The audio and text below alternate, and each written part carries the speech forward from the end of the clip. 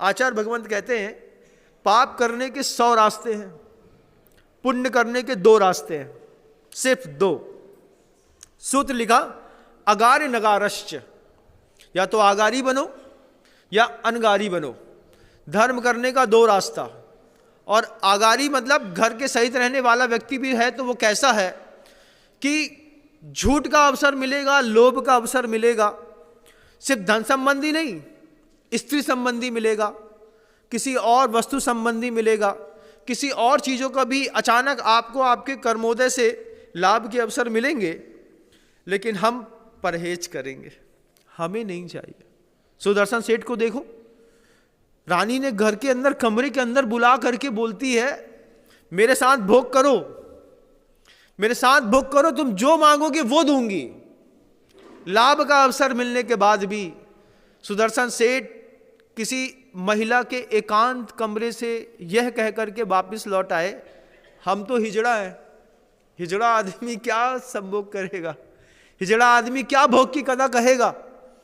ये कह करके जैन कुल का धर्मावलंबी किसी बंद कमरे से वापस लौट आया और स्वर्ग की यात्राओं पे निकल गया। हमारी ब्रेन की सेटिंग मेडिकल ने और साइंस ने और मेडिकल साइंस ने सब बदल दी। हम मशीन और मन के सहारे उस अज्ञात चीज तक पहुंच गए जिसके बारे में कभी हमने सोचा नहीं था। लेकिन हम सोचते हैं, अपनी दिमाग को लेकर के जाते हैं तो पता चलता है कि सुदर्शन सेठ ने क्या कमाल किया होगा कि रानी हाथ पकड़ के कहती है तुम मुझे मेरे पति से ज्यादा प्रिय हो। अब वो कहता है कि मां देखो मैं नपुंसक हूं, मैं कुछ कर नहीं पाता हूं। उसने हाथ छोड़ा, नपुंसक के ऊपर मेरा मोह आ गया। बाहर निकली, कुछ दिन बाद जब 2 सुंदर अच्छे खेलते हुए बच्चे देखे, सखी से पूछती हैं इतने पुण्यवान बच्चे किसके हैं, तो वो कहती है सेठ सुदर्शन के। वो तो कहता था कि मैं नपुंसक हूं। अरे आपने कुछ झूठ बोला होगा। तब उसको गुस्सा बढ़ा, फिर उसने और कुछ चक्र रचे। लेकिन लाभ का अवसर मिलने के बाद एक आदमी लौटा ना, लौटा। क्या आप कभी लौटे? पूछना चाहते। जैन शासन में आने के बाद जिन कुल में आना और जैन धर्मावलंबी होना, इन दोनों चीजों में बहुत अंतर है। हम जिन कुल में पैदा हो गए हैं, लेकिन हमारी फिलॉसफी कौन से कुल की है हमको पता नहीं है। मौका मिलता है, जिस चीज का, जिस पाप करने का मौका मिलता है हम वहीं पे कर लेते हैं। करते हैं कि नहीं? अपने आप से झूठ बोलने से क्या पाओगे?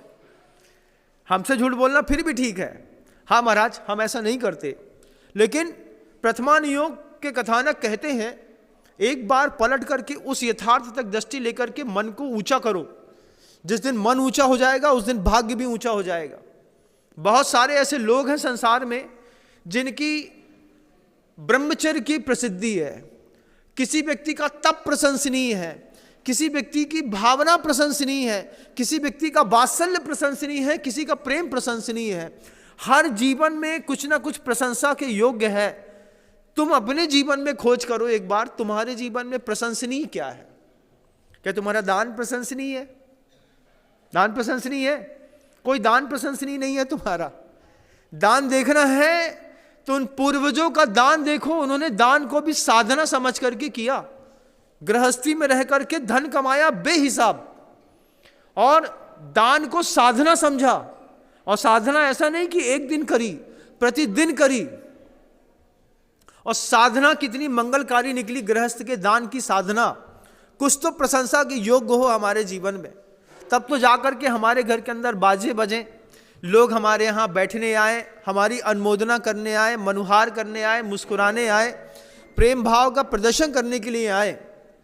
हम देखते हैं वर्धमान स्वामी का प्रशंसनीय जीवन, हम देखते हैं आदिनाथ प्रभु का प्रशंसनीय जीवन, हम देखते हैं महापुरुषों में सुकौशल सुकुमाल का, पांडवों का प्रशंसनीय जीवन। इनके जीवन से प्रेरणा मिल लेनी चाहिए, लेकिन प्रेरणा लेकर के घर के अंदर बैठ नहीं जाना चाहिए। अपने जीवन का भी एक बार टटोलना कि प्रशंसनीय क्या है।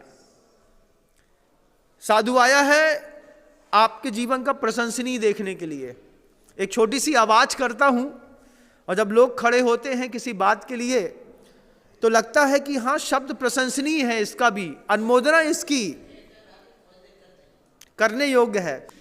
अपने जीवन का प्रशंसनीय देखिएगा, फिर पूर्वजों का प्रशंसनीय देखिएगा, जिन्होंने कुंडलपुर के 83 मंदिर बनाए होंगे, जिन्होंने जैन धर्म के लिए, जिन शासन के लिए ऐसे महानतम जिन बिंब की स्थापना करी होगी, कुंडलपुर के बड़े बाबा की स्थापना करके, वो भी गृहस्थ होगा। साधु ने तो ताकत ही नहीं साधु के पास, क्या वो प्रतिमा बनाएगा, क्या वो मंदिर बनाएगा। भगवान बनाने की सामर्थ्य तो है तुम्हारी प्रतिमा को, लेकिन प्रतिमा बनाने की सामर्थ्य तो गृहस्थ की है। आप अपनी सामर्थ्य का सर्वोत्कृष्ट प्रदर्शन करिए, साधु फिर उस प्रतिमा को सामने रख करके, बैठ करके उसके सामने अपनी साधना का सर्वोत्कृष्ट प्रदर्शन करता, तब जाकर के हर प्रतिमा का अतिशय अलग अलग होता है। एक मंदिर में 50 प्रतिमाएं हैं तो 50 की 50 प्रतिमाएं अलग अलग अतिशय वाली होती हैं, ध्यान रखिएगा। आदिनाथ भगवान पूरी दुनिया में हर मंदिरों में बैठे हैं, लेकिन कौन से मंदिर के आदिनाथ भगवान की पूजा करने पर विशेष इष्ट की लाभ की प्राप्ति होती है, यह आपको दिखाई नहीं देता। इसलिए आचार्यों ने अंधक घोटक न्याय बोला है कि जैसे अंधे घोड़े को अनजान पुरुष एक एक करके 4, 5, 7 दवाई लगाता है तो एक आध दवाई से ठीक हो जाता है, ठीक ऐसे ही हम जितने भी दुनिया में जिनालय मिलते हैं, जितने भी तीर्थ क्षेत्रों में तीर्थों की वंदना करने का मौका मिलता है, हम हर जगह जाते हैं, हर जगह उदक चंदन तंदुल पुष्प का भक्ति भाव के साथ करते हैं, अर्घ चढ़ाते हैं। पता नहीं कौन सी प्रतिमा के सामने माथा टेकने पर यह माथा हमेशा के लिए ऊंचा हो जाए। इसलिए जिनबिंब की स्थापना करना लोगों के जीवन में अपने लिए एक सौभाग्य की बात होती है।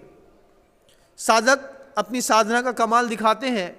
आचार्य भद्रबाहु स्वामी को देखिए, आप सोचिए कि बहुत सारे ऐसे तीर्थ क्षेत्रों में जा करके, कि जिन क्षेत्रों में जा करके हम जब माथा टेकते हैं, पता नहीं कौन सी प्रतिमा किस साधु ने किस भाव के साथ, कौन सी प्रतिमा का पुण्यार्जक कितना पुण्यवान होगा, व्रती होगा, निर्लोभी होगा, मायाचारी से रहित होगा, ऐसा कौन सा श्रावक होगा जिसने अपने गृहस्थ जीवन स्वीकार करने के बाद कभी भी बाहर के अब्रह्म का सेवन नहीं किया होगा। ऐसा कौन सा श्रावक होगा जिसने अपने व्यावसायिक केंद्रों में नीति और न्याय पूर्वक धन का उपार्जन किया होगा।